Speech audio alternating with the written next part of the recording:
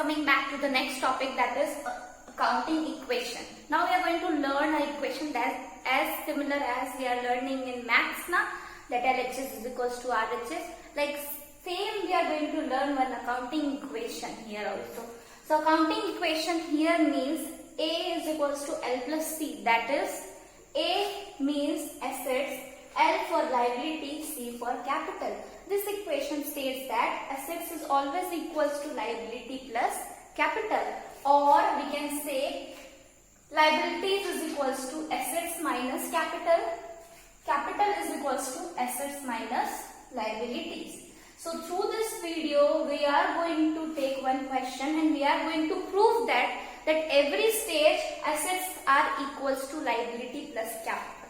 So let's take one question, and with that help of that question we are going to learn that how these equations are going to be proved in the session. So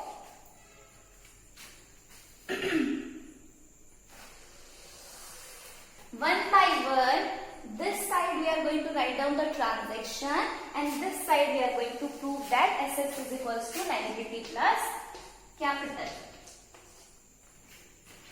Okay, let's begin. First question will be, in every question, first transaction will be commenced business with cash 5 lakh rupees, building 2 lakh rupees. Okay, commenced business means that the person XYZ has started business with cash 5 lakh rupees and building, one building they are having of rupees 2 lakh. More assets can be written.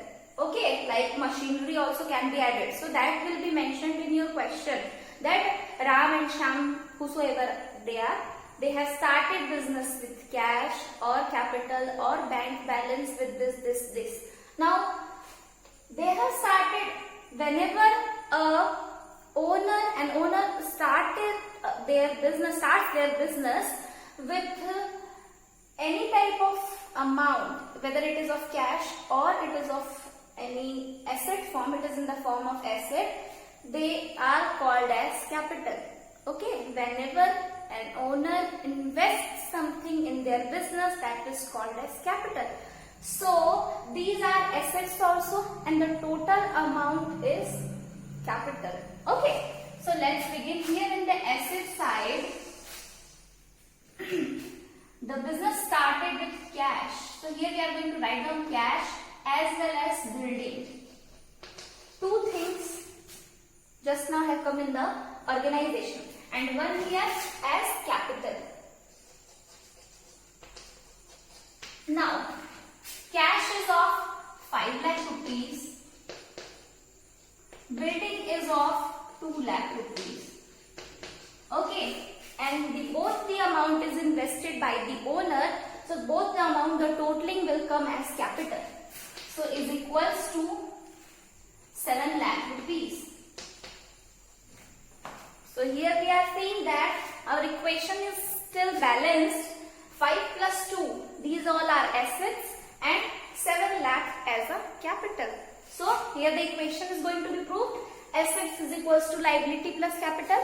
Now second transaction which we are going to write down is purchased goods, or we can say purchased machinery of rupees 1 lakh. Through this video today we will learn easy transactions that we are going to prove. In the next video we will learn some of the transaction which shows double as well as triple effects, means more than 2 effects. Why we are learning this assets is equals to liability plus capital or this accounting equation? The reason is that as I told you in duality concept or dual aspect concept, it says that accounting accounting, each and every transaction is having twofold effects. Okay, whether these all effect will be in the asset side, whether these all effect will be in the liability side, or both these sides.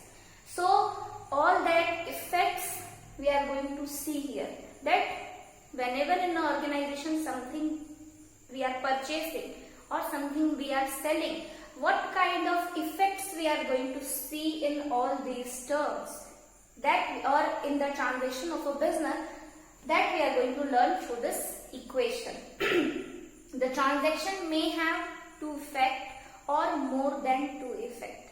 So what are the transactions which are having two effects? What are the transactions which are having three effects? That we are going to learn with this accounting equation.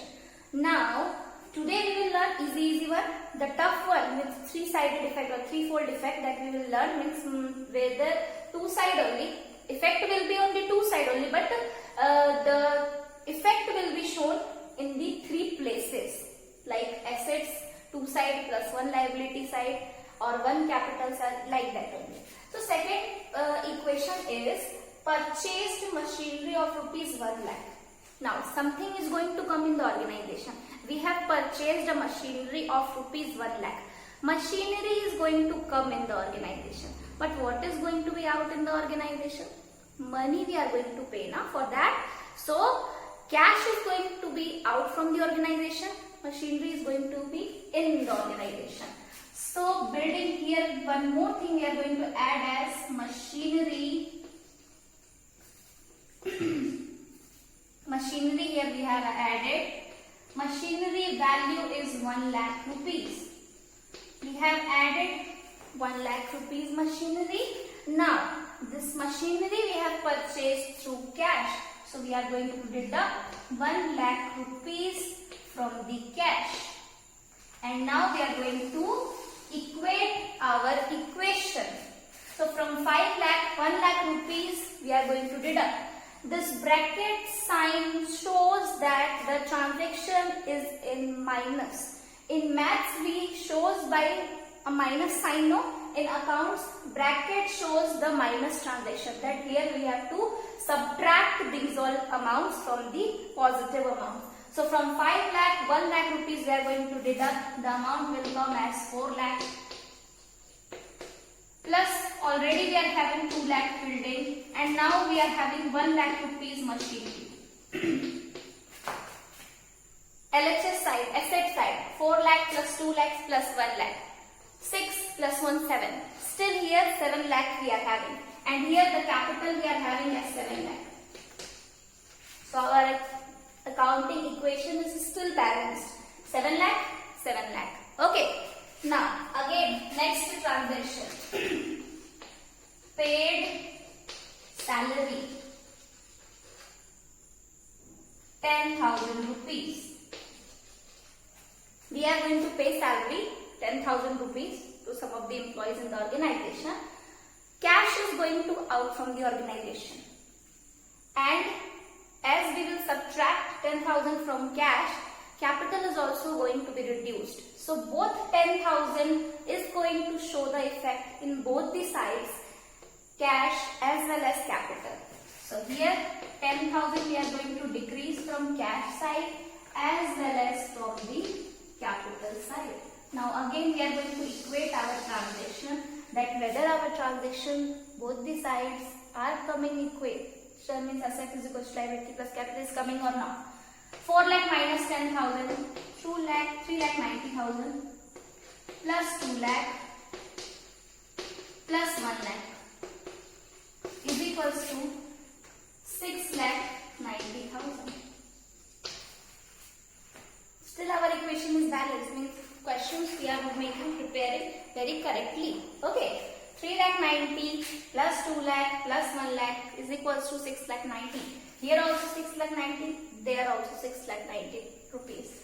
Still our equation is balanced. Now next transaction, we are going to sell building, or we are going to sell the machinery of rupees 50,000. Sold machinery rupees 50,000. Now these all things will be given in your question, no? You have to read the question and you have to make the accounting equation. So sold machinery rupees 50,000. Sold machinery of rupees 50,000. Now machinery is going to out.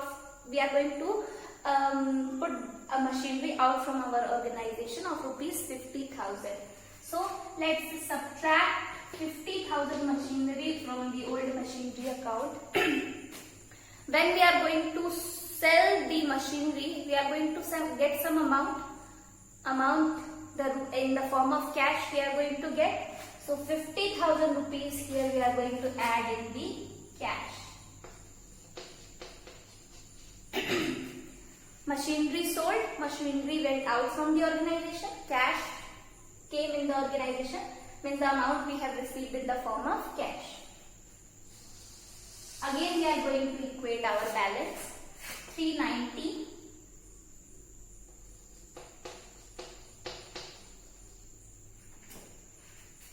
plus 2 lakh, and from machinery 50,000 we are going to reduce, that is 50,000 will be left, and here 6,90,000. Okay, 4 lakh plus 2 lakh, 6 lakh, 50,000 plus 40,000, 90,000, that is 6,90,000 in the asset side, 6,90,000 in the capital side. Let's take one more example.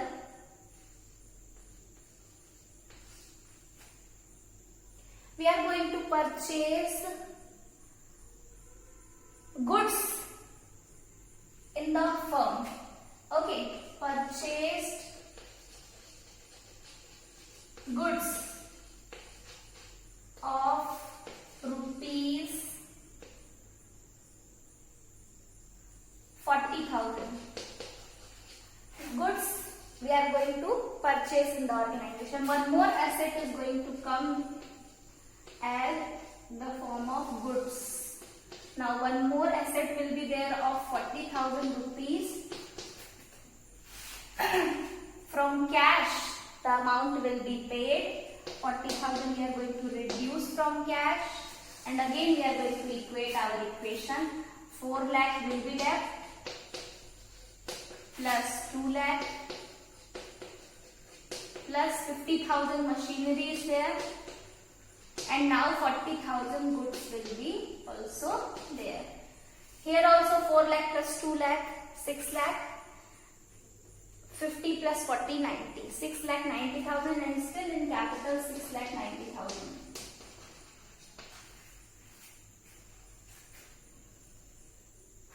Okay, so in this way accounting equation we have to make the accounting equation. One by one transaction will be given. Suppose take an example that 6th number we are going to write down interest received. Interest received of rupees 10,000. We are going to earn something. So we are going to earn something in the form of interest.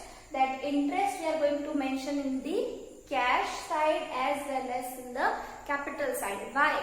Because interest received in the form of cash will increase your cash amount as well as it will increase your capital also. So 10,000 here we are going to write down, and 10,000 here we are going to add.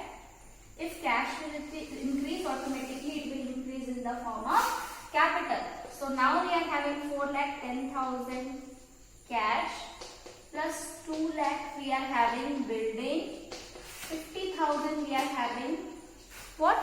50,000 machinery we are having, 40,000 what we are having? Goods, and here 6 lakh, sorry, it will be 7 lakh rupees.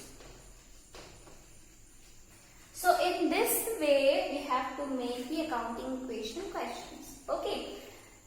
Now in next question, in next video we will be learning something about the debtors, creditors, how the accounting will be made with debtors and creditors, how the treatment of outstanding and prepaid expenses or prepaid incomes we are going to deal in this accounting equation. So by the time we are going to learn these all 4 terms, you have to make the simple questions related to this accounting equation. Okay. Before going through the next topic, we will learn the meaning of few terms that I told you, that outstanding and prepaid. So outstanding means what? Outstanding expenses are the expenses which are not paid till the end of the year. All such kind of expenses whose payment is not yet made by the end of the year, such kind of payments are called as outstanding. Whether it is of salary, whether it is of rent. So these all will be called as outstanding. Suppose in an accounting year from 1st April to 31st March, till the end of the year we have not, means the firm has not yet paid salaries to their employees. So such that all salary amount will be called as outstanding. I think that outstanding concept is clear to everyone. And prepaid. Prepaid, by the name it is clear that before taking the advantage of that particular thing, we are paying the amount. Okay, before taking the advantage of that particular thing, we are going to pay the amount. Suppose from in the first day of our accounting organization, 1st April, we are going to pay salaries to all the employees for the whole year, or we are going to pay the insurance for the whole year, or we are going to pay the interest for the whole year. So year has not yet completed, but previously only we have paid all the amounts. So that is called as prepaid. Whether it can be it can be expenses or it can be in the form of income also.